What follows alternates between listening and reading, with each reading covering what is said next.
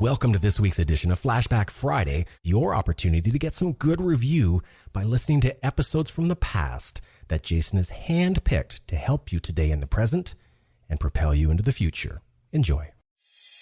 This show is produced by the Hartman Media Company. For more information and links to all our great podcasts, visit hartmanmedia.com.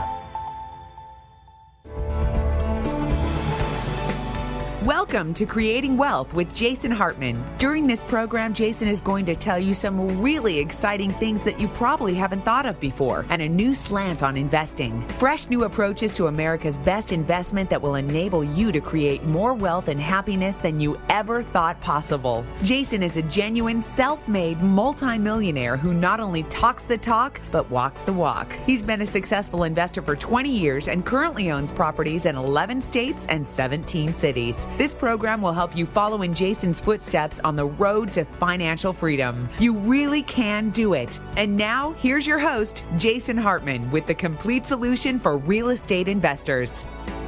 Hey, welcome to the Creating Wealth Show. This is your host, Jason Hartman, with episode number 497. So 500 is coming up quick, and as you know, that's a 10th episode show. I think we're going to do Guy Kawasaki on that show. As you know, he was one of the early people with Apple. He's known as the chief evangelist. He's a really fascinating guy, written a zillion books, and I think he'll be episode number 500 coming up, so stay tuned for that. But today we have got a great show for you too. Our guest will be John Rubino, who's going to talk about the money bubble and what to do when it pops. And there are so many people that say stuff like that. I'm not even really sure what they mean anymore sometimes. I think they used to mean inflation, dollar debasement, etc., and we've certainly explored that topic incessantly on this show and explored deflation as well. But we will see. And you know, that kind of reminds me of another thing. I was in, last time I talked to you, I don't think I mentioned it in my intro portion or of last episode, but I was actually in Austin, Texas, and I was looking at some properties there, also attending an event there. It's really interesting because now I happen to be in San Diego. I know, I hardly ever sleep in my own bed anymore, which, you know, it's kind of an adventure to be traveling, but it gets old. I'm sure a lot of you listening know that. So I don't know. It's a love-hate thing. I kind of love it, but I kind of hate it too.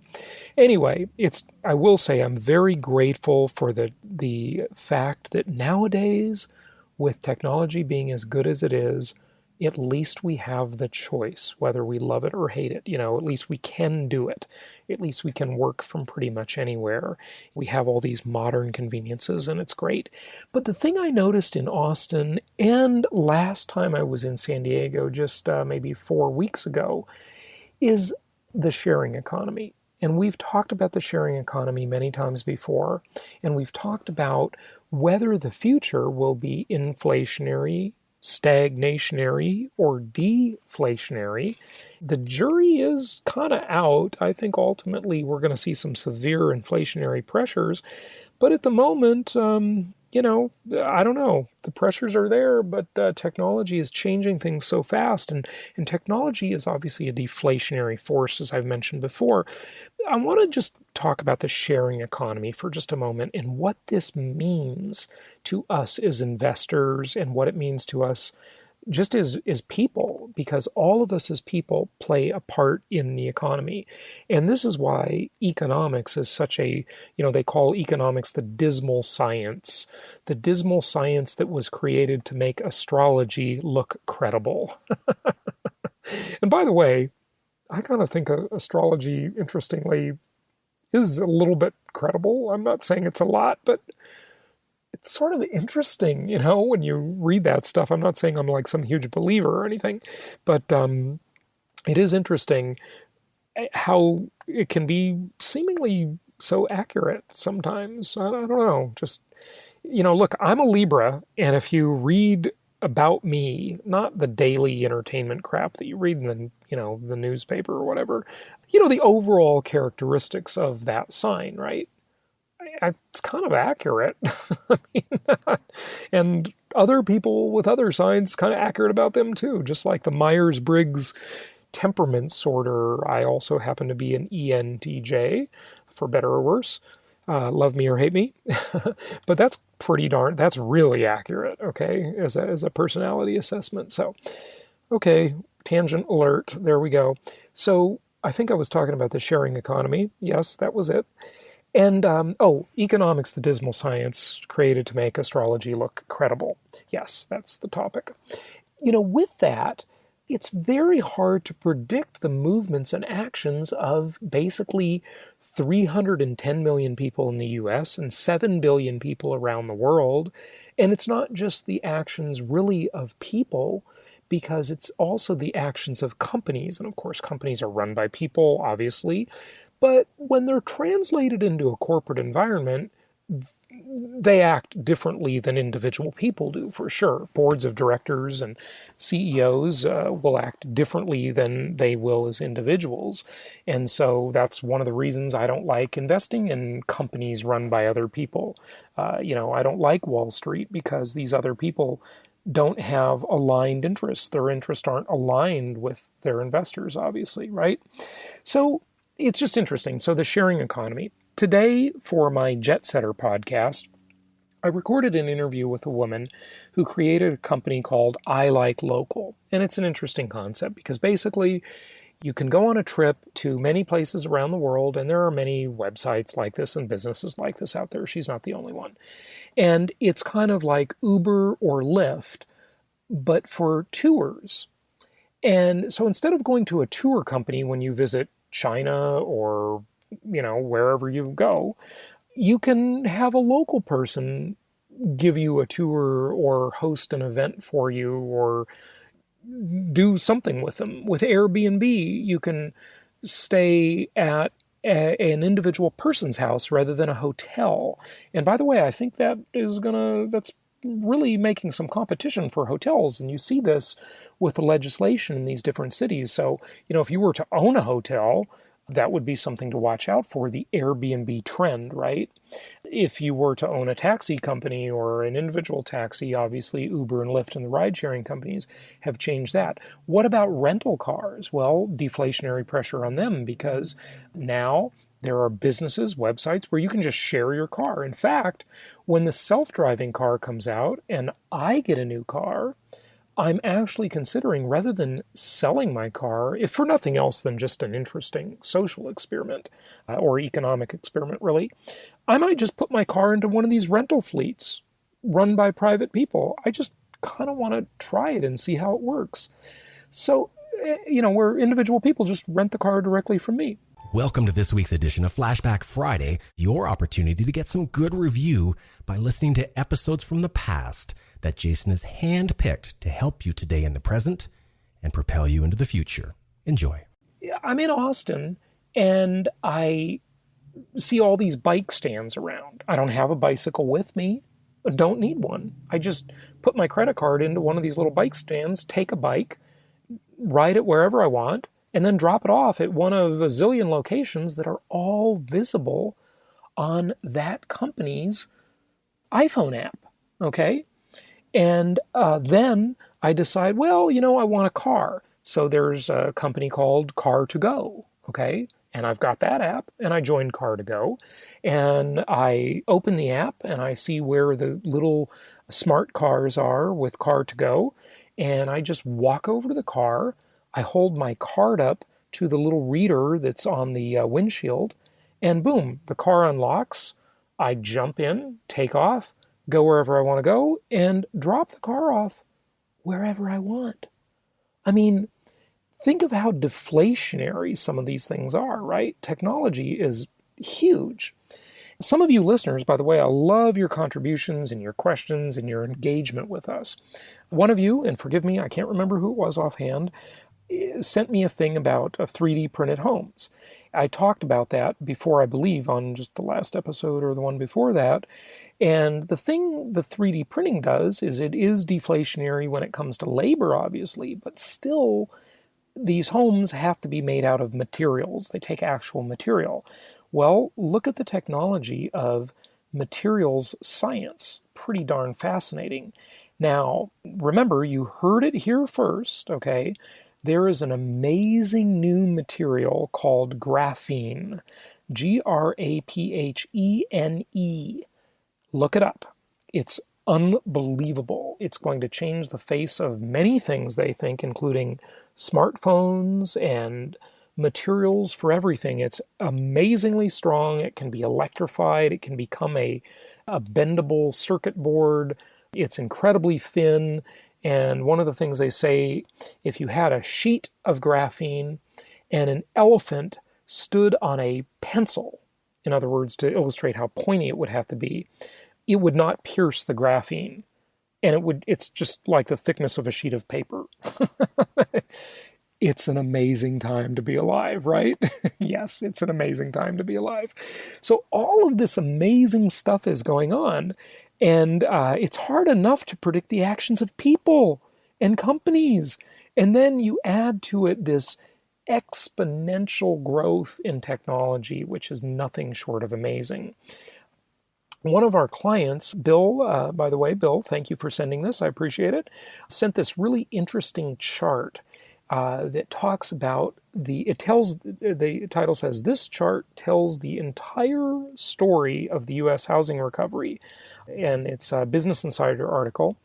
And it basically shows that since 2005, up until, I guess it goes till 2014, it looks like the last year stated is 2013, but it kind of looks like it's going past that actually to 2014.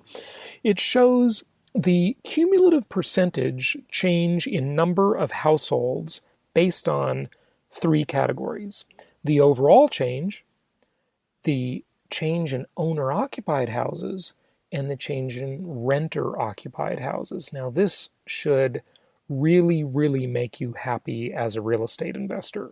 Okay, you ready for this, investors? Are you listening?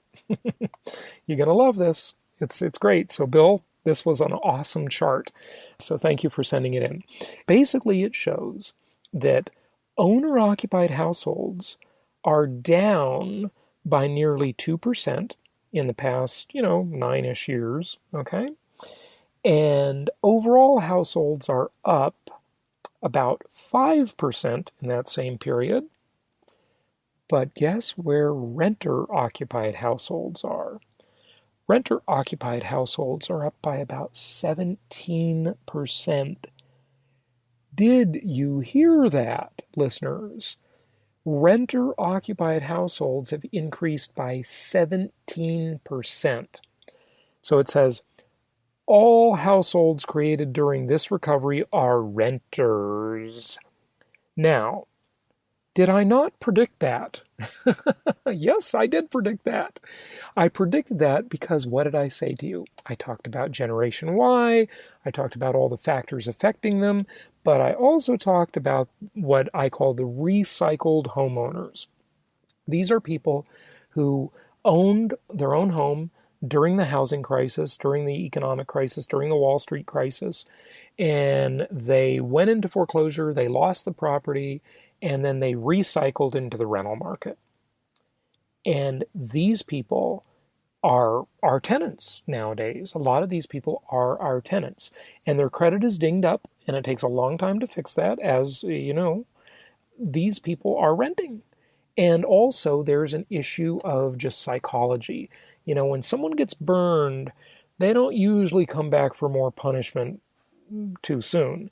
Now, it's debatable whether they really got burned at all, because as I've talked about on past episodes, a lot of these people got to live in a much nicer home than they could ever afford, and a lot of them got to live there for free for a few years because they weren't making their payments. So I don't know if they really got burned, but oddly, with how screwed up the logic of our society is, many of them think they got burned when they really got a free ride. Okay, so that's kind of interesting. Let me see, what else do I want to talk about? A couple other things before we get to our guest. Number one is, in the remaining things here, the Venture Alliance. The Venture Alliance is really humming along. This is the mastermind group. Neil, thank you for processing your membership fee. Really appreciate that. And we are going to do some awesome stuff We've got our 2.5 members so far. See, I give the true stats even when they're completely unimpressive. But actually, I think they are kind of impressive because, we've done virtually no marketing. We don't even have a website. We don't even have a plan. So thank you for your faith in me. But we do have an event coming up. June 12th and 13th. That weekend in San Diego, California. And I'm working on planning that now, but it's going to be nothing short of awesome, let me tell you. And we're going to talk about partnering together on deals.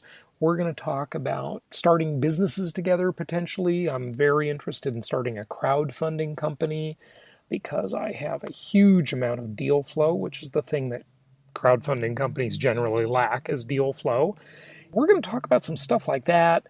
We're probably going to have a facilitator come in and facilitate some things. It's just going to be phenomenal. So more to come on the Venture Alliance. If you're interested, just talk to your investment counselor or talk to me at the company, and you can reach us through the jasonhartman.com website. It's really all of my friends that I've talked to in the world of mastermind groups, friends that have, many of them are members of various mastermind groups. They all say, Jason, I have yet to see a mastermind group like yours, like the Venture Alliance, that is built around the concept of doing real estate deals together and doing business deals together. Many other mastermind groups are how-to groups, they're adventure groups, they're all of this stuff, but yours is truly unique in the concept of doing ventures together and through an alliance. That's why it's called the Venture Alliance. And the tagline is your financial friends. So more to come on that. If you're interested in the San Diego event, June 12th and 13th, let us know, because you can also come check us out as a guest. It'll probably be $2,000, I'm thinking, as the guest fee, but we haven't got that totally worked out yet. So more to come on that, and we do actually have the Venture Alliance. You can sign up now. There's absolutely zero copy, but it is on the jasonhartman.com website in the products section or the store section, so you can see it there. And one of the things we're going to talk about on the upcoming Memphis property tour and, of course, Adventure Alliance, if any of you are interested in partnering with me, yours truly, on deals, I would be very interested. Through our client, Jesse, by the way, thank you for researching this, Jesse. I appreciate it. Jesse is a CPA in corporate finance, a corporate CPA. She really found out some good stuff, that some of these finance companies that are doing more unique financing options, not the traditional Fannie Mae stuff out there, they will allow 19% partners who are kind of silent partners who don't go on the loan, and it's not complicated like it usually is if you want to partner and have your partner on the loan and all of this stuff. Is really complicated in the traditional lending field in the conventional world, where those are the agency type loans, Fannie Mae, Freddie Mac type loans. So if any of you are interested in having me as your partner, you want me to buy in at a 19% partnership level, let us know. Let your investment counselor know, and we'd be totally interested in talking to you about that. I put my money where my mouth is. I love this investment. I'm pretty much happy to buy 19% of anything that we're selling in our network. Those properties at jasonhartman.com, I really doubt I'd say no to any deal. I reserve the right to, but I really, would probably just say yes to anything. I'd basically put up 19% of the down payment, 19% of the closing cost, and I get 19% of the good and the bad. If we have positive cash flow, I get 19%, you get 81%. And if we have negative cash flow, we share it that way. I pay 19%. I get 19% of the tax write-off, you get 81%. That's basically how it works. These real estate partnerships are pretty simple. I've done a lot of them over the years. I mean, a lot of them. They work out pretty well.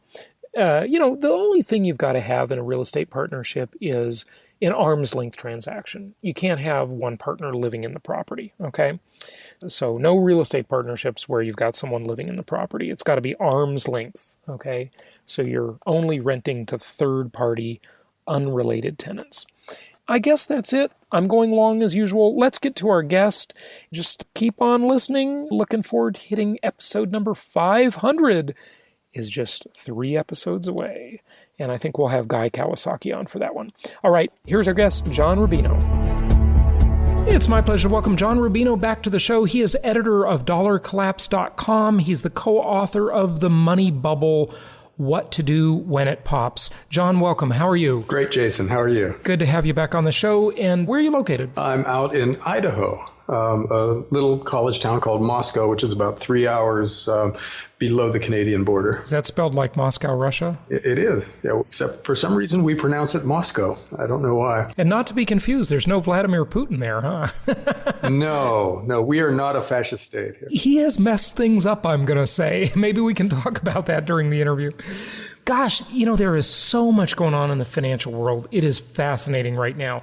Not the least of which, I guess you're just about to write an article on how Germany is now paying negative interest rates on bonds. I don't even know if that's the right way to say that because they're not paying. So what's that all about, John? Yeah, well, in a growing section of the world now, if you want to lend money to somebody, you have to pay them rather than them paying you. And there's about $2 trillion of bonds outstanding in the world that have negative yields right now. And this is really extraordinary. But the background, the general... Let me ask you, before you go on, has it ever happened? Never on this scale. There have been brief instances in the past of certain bonds having negative interest rates or negative yields. So when you buy a bond, you're effectively becoming a lender. You're lending money. And so in this case, what dynamic is happening? Your German bondholders are basically paying to lend money? Yeah. To understand how this happened, we have to take a couple of steps back to understand how we got here, though. And basically, what happened was in 1971, the world went off the gold standard, effectively. And at that point, we broke the link between all our currencies and anything tangible. So currencies just became fiat currencies, which means they exist by government decree or government fiat. And they are valued at whatever level the government says they should be. And so this basically gave the governments of the world an unlimited printing press. They were able to create as much new currency as they wanted, and they didn't have to prioritize anymore. They didn't have to decide between guns or butter. They just went for everything all around the world. And so we ended up taking on more and more debt year after year after year and creating more and more currency to cover the debt. And so we ended up with a globally grossly indebted society. Every major country owes way more money than it can ever hope to pay off. And that is deflationary. Because this debt has to be serviced, which means you have to get money in order to pay the interest on your debt, which creates demand for currencies like dollars, which is how most debt in the world is denominated. And that forces down interest rates because everybody wants currency, so that means if you have it to lend, if you're borrowing, if you're a good borrower, everybody wants to lend to you. So now people are terrified and they are looking for safe places to put their money because all this debt out there is scaring the people who have capital to invest. And so they're deeply attracted to the few solid places left to put money, which are the German economy is considered safe, the U.S. economy is considered safe, a few other countries, and a few major corporations. So these guys, because everybody wants to put their money with these entities, are able to borrow money at more and more attractive rates year after year, and it's going negative now. Like, for instance, to invest in Swiss francs, to open a bank account in Switzerland. So many people want to do that the Swiss are able to say, well, we're not going to pay you. You have to pay us if you want to put money in our banks. And so that's spreading around the world in the safe havens. So what's happening is that we now have about $2 trillion of various kinds of paper out there that trades with negative yields. And that's historically unique, and it introduces all kinds of distortions in the financial markets. Because to take just one of the big ones, there are whole industries out there that depend on positive interest rates to function. A money market fund, for instance, that's a huge industry, multi-trillion dollars. And it is based on the fact that if you give a money market fund some of your money, they pay you a little bit back in return for your funds. And people should understand too, since you're bringing this issue up, that money market funds are not insured. No, they own short-term corporate paper. You can lose money in a money market. Yeah, but see, the money market fund doesn't want you to know that. They want you to think of an investment in a money market fund as the same thing as owning cash, but it pays you a little bit. So it's like a bank account, but a little bit easier to get to because you can use a money market fund to transact and stuff. And so that requires, though, that the money market fund be able to make some money on the money that you give them. And if rates are negative, which means money market funds actually have to pay in order to invest that money that you're giving them, then they can't pay you. And all of a sudden, they're worse than cash. If you have your cash just sitting under the mattress, it's not losing any money. It's not cash flow negative for you. But in a money market fund, in a negative interest rate environment, it is. So that industry just implodes if that happens. Pension funds take in money from, teachers or firemen or whoever, and with the idea that they'll invest it and then build up a nice big account and then pay back those teachers when they retire. Well, that requires positive interest rates on bonds for the pension fund to invest in. And if that's not the case, if the pension fund can't earn anything on its bond portfolio, then it can't build up a nice big account to pay out when its members retire. And that's the case for a lot of pension funds now. They can't find any place to invest their money. So what they're doing is they're going after riskier and riskier investments. If they can't invest in bonds, which are fairly safe, then they're going into stocks, which go up and down, and they're going into junk bonds, which are very risky. They can go down 30 or 40% in a year in a bad year. And so all of a sudden, these pension funds that are kind of guaranteeing money for future retirees can't make that guarantee anymore. And so that industry, when it's understood that that's the case, is going to have to change radically. And that's a multi-trillion-dollar industry. And insurance companies is the other one. If you're an insurance company, you take in money from your premiums of your customers, invest it, and then you keep that money in order to pay out when your policyholders need to cash out their policies for whatever reason. Well, if you can't earn any money, you can't satisfy those obligations either. And so your industry implodes. That's what negative interest rates will do to big sections of the financial services industry. It's very, very damaging for a lot of people. Okay, but why does this situation really exist anyway?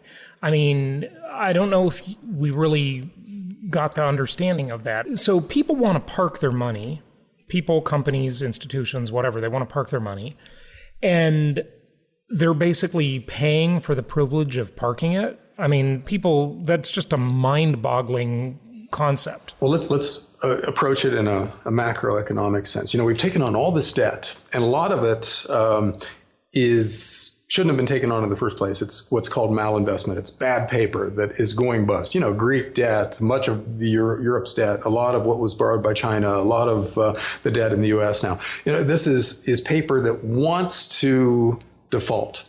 And that's very deflationary. So the world's governments, in order to keep this bad paper from defaulting because of their past mistakes, they're pushing interest rates down and creating huge amounts of new currency that's just flooding the market in order to paper over their past mistakes. Well, interest rates have been pushed down year after year after year, and it hasn't worked. So what the world's central banks are doing now is pushing interest rates beyond zero. They're going to negative interest rates in order to keep the global financial system from imploding.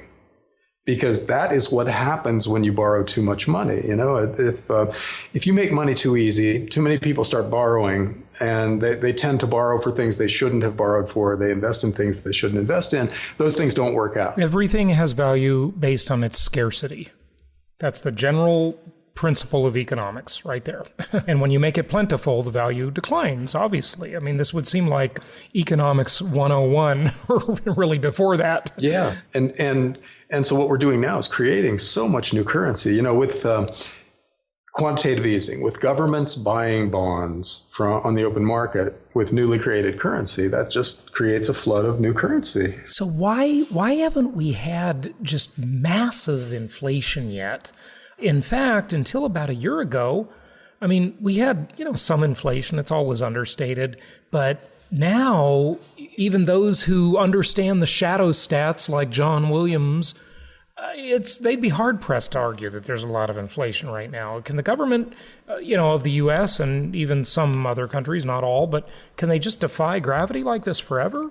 And how are they doing it? Basically, the huge amount of debt that we took on in the past, a lot of it is going bad, and that's very deflationary. Because for instance, when a company can't make its payments and it defaults on that debt, that in effect takes money out of the global financial system. The money that that company had borrowed just evaporates. It ceases to exist. That's deflationary. And so we've got this huge debt bubble bursting out there. We've never taken on this much debt. We've never seen this much debt go bad, and that's very deflationary. At the same time, counteracting that, we've got the world's central banks with unlimited printing presses just shoveling money out the door. And so those two very powerful, unprecedentedly powerful forces are kind of contending out there. And it's been swinging back and forth. For a year or two, it looks like deflation is winning. That was 2007, 2008, 2009, when it looked like we were going to tip into another 1930s style deflationary depression. And then the central banks opened the floodgates and money came out of everywhere. And then it looked like we were going to tip over into some kind of inflationary spiral. And now the pendulum is swinging back to deflation. But through it all, we're taking on more and more debt. We're creating more and more currency. So we're not fixing anything. We're just borrowing more and more money to try to prevent a catastrophe occurring because of our past mistakes. We're making new and bigger mistakes right now, but that gets us through the next election cycle or the next corporate reporting period or whatever, but it does not fix anything. So that's why it feels like it doesn't feel like it should feel based on these statistics. When you see the amount of money that's created or the amount of debt that we're taking on, we should be in an inflationary spiral right now. But you have to look at the old debt that we took on and watch what's happening with that, and that's very deflationary. So I think eventually the unlimited printing press trumps the huge but finite debt collapse. And so we do get some kind of currency crisis where... That's a good way to put it. See, the printing press is unlimited.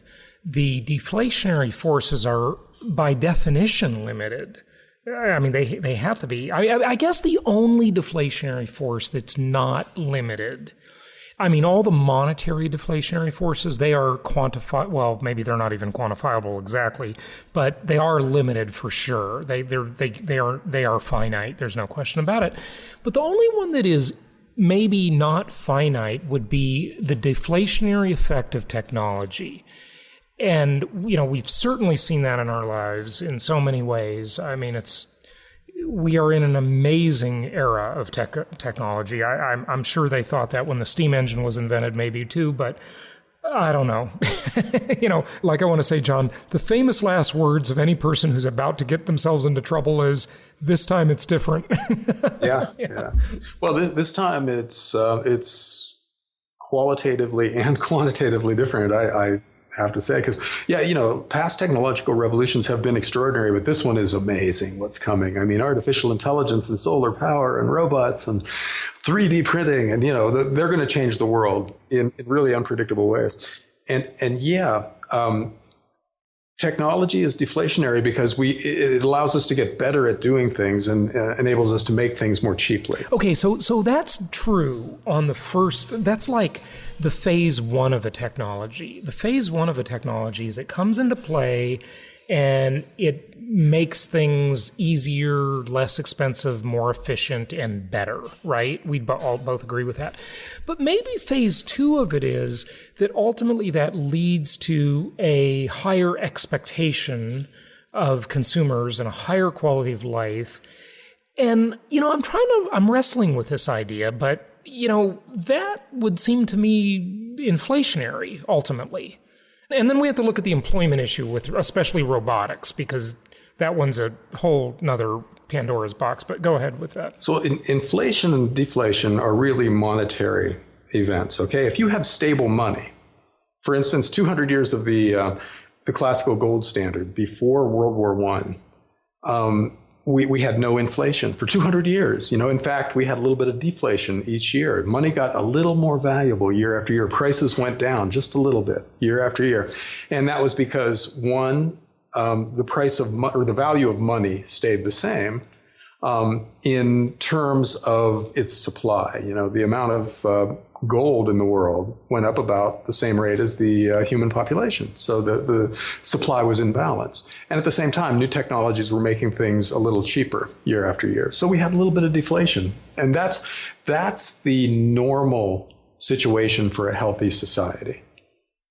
And so now that we've got all these, inflation one year, deflation the next year, that instability comes from the fact that we don't have stable money anymore.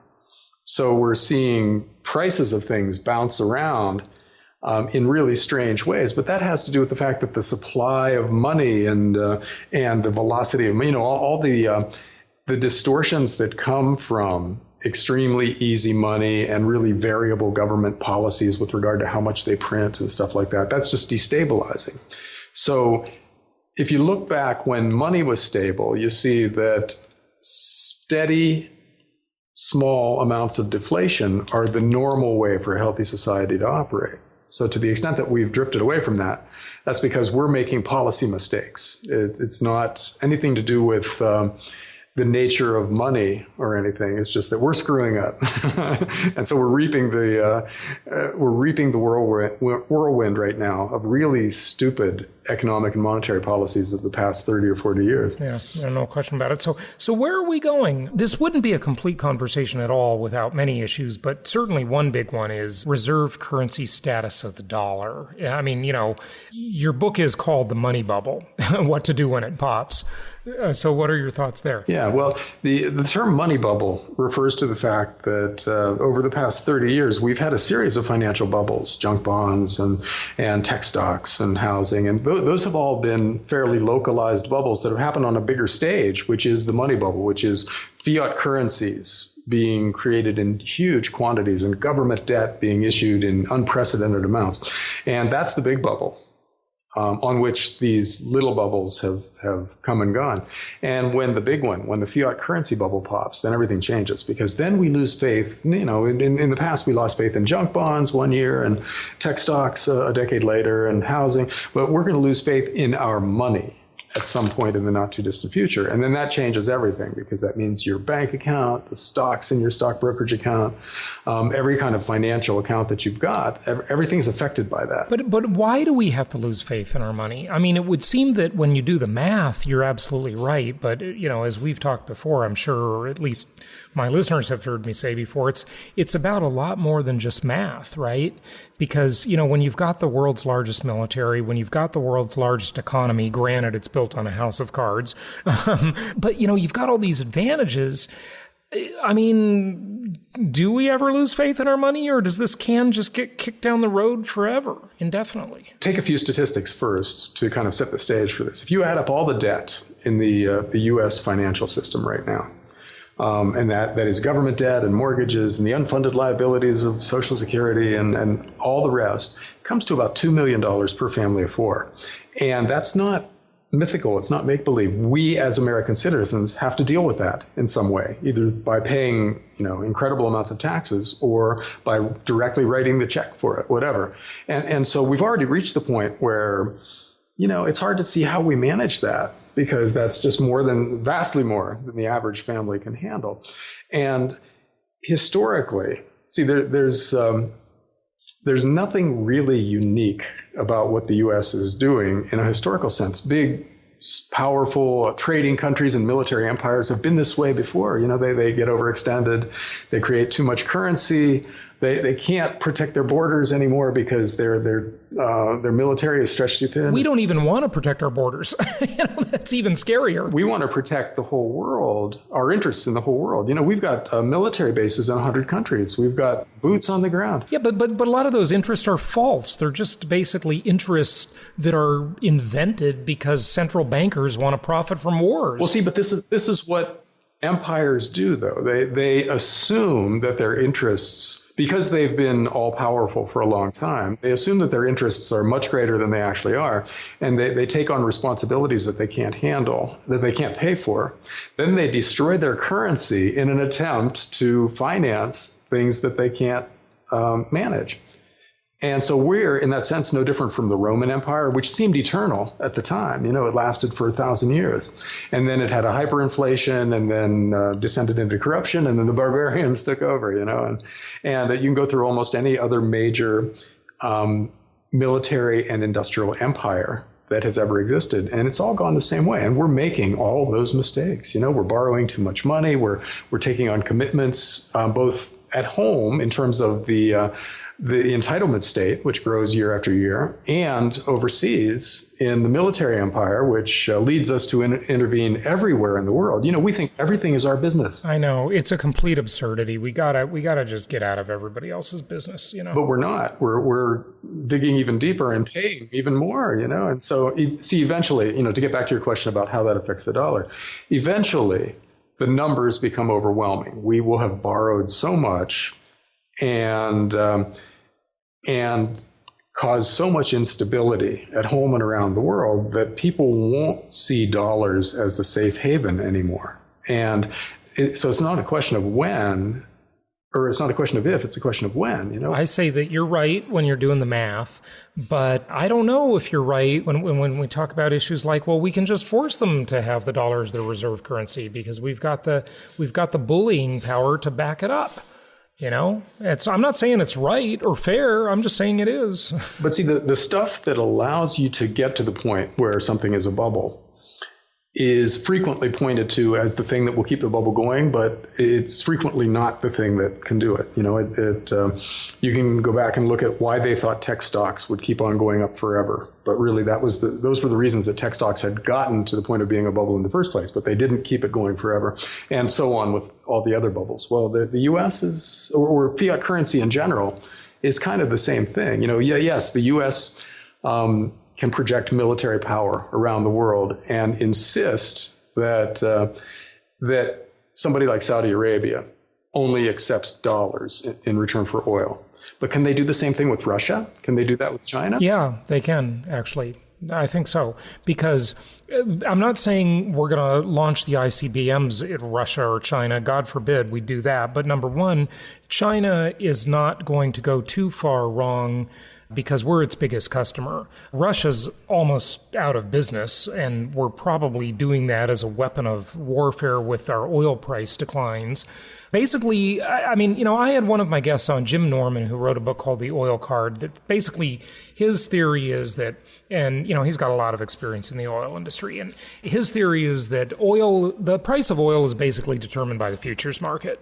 And the U.S. is doing this to just destroy Russia and to hurt China a little bit and to destroy Venezuela. And boy, if you look at, I don't know about China, I don't have a comment on that one, but if you look at Russia and Venezuela, God, it's working. Well, yeah, I mean, we have used oil historically to as a weapon against Russia. We used it to break the Soviet Union back in Ronald Reagan's day when they cut oil to $10.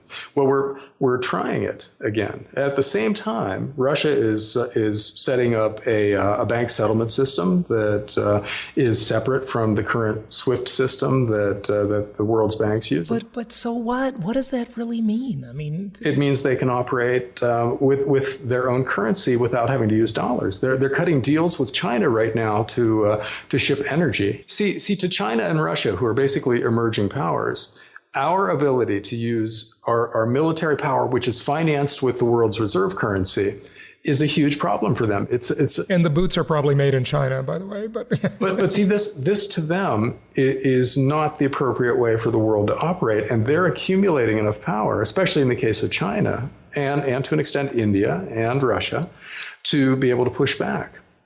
And so it doesn't happen tomorrow, but it's moving in that direction because we're abusing our power. You know, how many times do we get to force down the price of oil to punish a somewhat powerful, but not as powerful as us country, and get away with it before they take steps to do something about it? And so they are taking steps. You know, they're cutting bilateral trade deals where they use their own currencies There's no reason why China and India need dollars to trade. They each have currencies that they can do a swap where they each hold some of the other's currencies and then just send them back and forth in return for goods and services, Really, really fascinating and complicated stuff. Did you want to mention anything, else about, like, say, Switzerland, for example? Because they had some big news, what was it, about 4 months ago, maybe, I want to say? Yeah, Switzerland is a really interesting kind of canary in the currency war, gold or coal mine, where the Swiss have historically managed their finances pretty well. And the Swiss franc, therefore, has been a safe haven currency. It's where you put your money if you want it to be stable and don't want to worry about it depreciating or anything else. And so when the U.S. aggressively started buying back bonds and doing QE, and then the Eurozone started doing the same thing because they were mismanaging their economies and borrowing too much money and having to push down interest rates and monetize their debt, doing all the things that an over-indebted country does.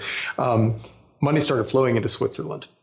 And that pushed up the price of the Swiss currency to an extent that really hurt Swiss exporters because they price their stuff in Swiss francs, if they're selling it to the rest of the world. If the Swiss franc goes up, that makes their stuff more expensive, and it was really hurting the Swiss economy. So they had to peg their currency to the euro, which means they're going to adopt Eurozone levels of inflation going forward. Now, that means that they basically have just given up. Now, people in Switzerland responded to that because they didn't like the idea of them just inflating away their currency. So they responded to that with a referendum that would call on the Swiss central bank to start buying a lot of gold and to back their currency with gold, basically. There were a lot of provisions, but that was the basic one. And so they had an election about that. And the Swiss government and the Swiss National Bank just went after these proposals because it would really tie their hands and make it harder and harder for them to operate the way they want to operate. And so the proposals lost. But still, it was an interesting experience to see the Swiss people attempt to bring gold back into the center of their financial system. So the fact that didn't pass, I mean, what's the take on that? Is it that the Swiss people would have to make sacrifices and be more responsible, and they didn't like that because of the instant gratification? What's the vibe on that? Well, there were a couple of things. One is that there were several referenda all on the same subject, more or less, and there were a lot of different parts. So there was so much out there that there was something in there for anybody to dislike. Everybody could find something in this list of new rules that were proposed that they found disturbing. So it gave them a reason to vote no.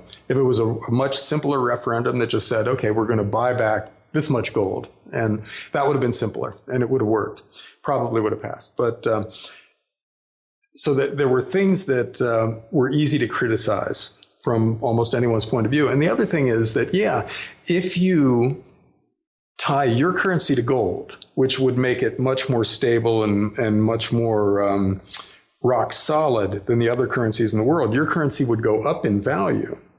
And that's a problem for any country. When there's a quote unquote currency war going on, when everybody's trying to force down the value of their currencies, if you don't participate, your currency goes up versus those other currencies. The stuff you're trying to sell gets way more expensive, and your export sector drops down into a depression, and that's what Switzerland was kind of looking at if they backed their currency with gold and didn't participate in the currency war. So the export sector, all the big industrialists and bankers in Switzerland were terrified of that. And I guess with good reason, because it's not clear that you can just surrender in a currency war. If everybody else is devaluing, you kind of have to play along.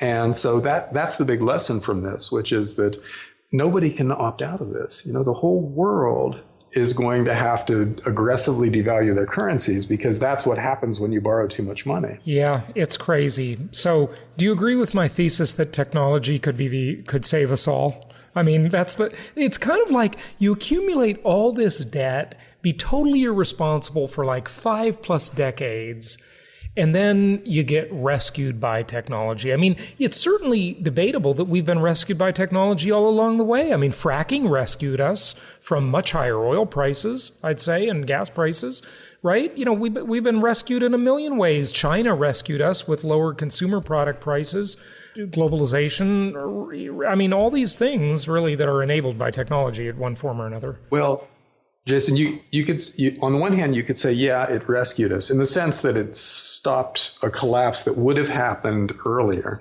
But in another sense, you can say it enabled the worst of our natures. It allowed us to continue to increase borrowing year after year after year to make the problem even worse. When it blows up, it's going to be much, much bigger than if we'd have had our come to Jesus moment in 2000, right after the tech stock crash. You know, we possibly could have restructured the global economy back then to avoid a protracted depression, but we didn't. And in that time, we tripled our debt. You know, since then, we've just kept on borrowing more and more. And if technology was the thing that allowed us to do that, then it wasn't a net benefit for society. You know, all the new things that have come along, if they kept the depression that really had to happen, because that's the only way to get out of debt historically, then, you know, it just made it bigger out there in the future. And it's continuing. You know, we're still borrowing huge amounts of new money. McKinsey and Company just came out with a study that said that since the 2008 crash, the world has taken on $57 trillion of new debt. It's insane. Yeah, it is. And so there are only a couple of ways to get out of that much debt. You know, one is to have a collapse where everybody just stops paying and they all default, or you inflate away your currency so that you're paying back your debt, but it's in currency that's worth a third as much as the original currency was. And so, you know, one way or another, that's our decade ahead. We got to choose one of those two things. Yeah, we shall see. We shall see. So you talk about inflation coming in the future, how it must come. And I agree with you, by the way. Any idea as to when? You mentioned the next decade. I mean, how, you know, are we 3 to 5 years away from seeing some significant inflation or what? You know, I thought this game had to end in 2005. So I'm a decade late with my prediction now. But yeah, it just seemed like the numbers didn't work a long time ago. And we've been able to keep it going. And there are, you know. And they keep getting worse. Yeah. Oh, the numbers, yeah, keep getting much worse. It's like we're doubling down on a bad business plan over and over, you know. Or you know, a more down-home analogy is that, you know, we're a family who, you know, one of the breadwinners lost a job, but instead of cutting back and, you know, adjusting our lifestyle, yeah, we max out credit cards now. And so we still got all the stuff. We still look just as good to the neighbors as we ever did because the SUV is still in the driveway of our big house. But our credit card balance goes up year after year after year. And pretty soon those teaser rates are going to jump up to 21% or whatever. And at that point, it's over, you know? And so that's the question. When does the teaser rate jump up to a more realistic interest rate and bankrupt us? And we can't know that, you know, because it's probably due to some external event. You know, something happens somewhere that sets off a chain reaction, and then everything falls apart. But we can't know what that thing will be. You know, you've probably seen Jim Rickards. Yeah. Oh, of course, I've read all his books. Yeah, he's great. He's great. And so his analogy is the snowflake on a mountainside. You know, when there's a mountainside that has seen a lot of snowfall on it, it's ready for an avalanche. But you can't know what snowflake is going to fall on what part of the mountainside to set off the avalanche. And there's nothing special about the snowflake. You know, it just hit at the right time in the right place. And so that's the way it'll be with us, where something will happen. You know, Greece is an example of a possibility, or some bank somewhere going bust all of a sudden, or some other country. You know, all kinds of things could happen. There's lots of catalysts out there. And, you know, one will happen at some point, and then everything will change. Yeah. Give out your website. Dollarcollapse.com. Dollarcollapse.com. You can get the book there or on Amazon, of course. You know, the thing I want to say, as much as all this bad news sounds, is that the strategy is long-term fixed rate debt attached to commodities. If the inflation comes, inflation's basically going to pay down that debt for you. It's inflation-induced debt destruction. But if it doesn't come, and somehow we continue to defy gravity, then we live in a world where the only thing you can expect is yield. And that's why I still love income property, So that's my thing, Yeah, well chosen real estate tends to do well. You got to have it with income, though. You can't do these high price markets that are risky, that don't have cash flow. You got to be able to outsource your debt to your tenants first and inflation second. Yeah, and you have to be able to manage the property. A lot of people, I've noticed, I have friends who get entranced with the idea of rental houses and things like that without quite thinking through the idea that when the toilet breaks, it's their job, It takes a little bit of attention, but, the return you can earn is so much more significant. I mean, because it's multidimensional. It's not just about, buy low, sell high. It's not just about even dividends. It's, tax benefits, control, expenses you can write off. It's like having a little side business. And then, you get the leverage and the historically low fixed rate debt. I mean, when are interest rates? Well, it was arguable certainly a couple of years ago that interest rates, we were already in a negative interest rate environment with home mortgages. But now I don't think so. I think you're actually paying your mortgage, although, rental property or income property owners don't pay their mortgage because their tenants do. If you just buy a home in which you live, then you're paying, because I do think you're borrowing at higher rates than inflation right at the moment. But certainly that's been debatable in recent years. And in general, the intellectual challenge of investing in this kind of market is both interesting and really scary, because we've never really been here before. And so it's fascinating to try to manage money in this kind of an environment, but it's also kind of a minefield. So I don't envy professional money managers on the one hand and retirees on the other, because they both face some really tough decisions where there aren't extremely clear answers, like there used to be. Just, there was a time when a mix of stocks and bonds and cash would get you through pretty well. And it's not like that anymore. So these are really fascinating, very scary times coming. Well, hey, thank you so much for joining us again. We'd love to have you back. You're always an interesting guy to talk to. Folks, that's John Rubino. Thank you so much. Thanks, Jason. What's great about the shows you'll find on jasonhartman.com is that if you want to learn how to finance your next big real estate deal, there's a show for that. If you want to learn more about food storage and the best way to keep those onions from smelling up everything else, there's a show for that. If you honestly want to know more about business ethics, there's a show for that. And if you just want to get away from it all and need to know something about world travel, there's even a show for that. Yep, there's a show for just about anything. Only from jasonhartman.com, or type in Jason Hartman in the iTunes store. This show is produced by the Hartman Media Company, all rights reserved. For distribution or publication rights and media interviews, please visit www.hartmanmedia.com or email media@hartmanmedia.com. Nothing on this show should be considered specific personal or professional advice. Please consult an appropriate tax, legal, real estate, or business professional for individualized advice. Opinions of guests are their own, and the host is acting on behalf of Platinum Properties Investor Network, Inc. exclusively.